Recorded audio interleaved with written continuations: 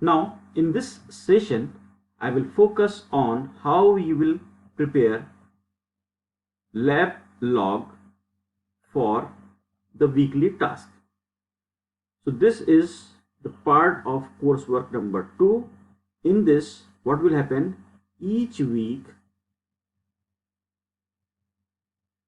you will work on some task, and for the given task you need to develop two documents, D1 and D2.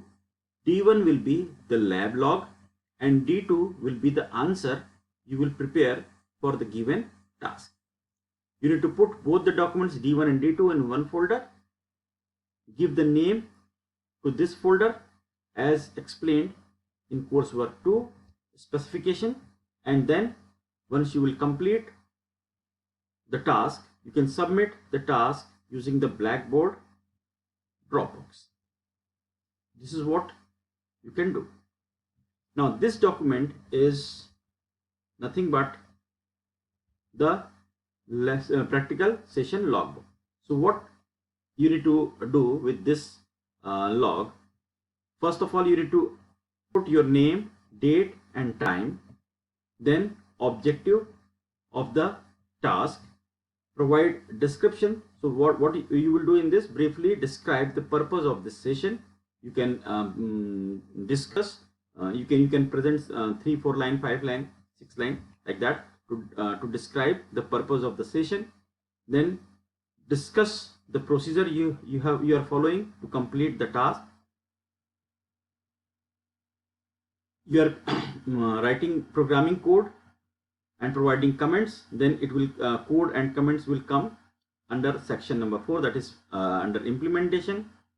Then you can take screenshots to present your output. Then your evaluation. So evaluation will in evaluation what you will do, you will provide the test report. You will discuss the problem you have encountered while working on the given task and your solution for the problem.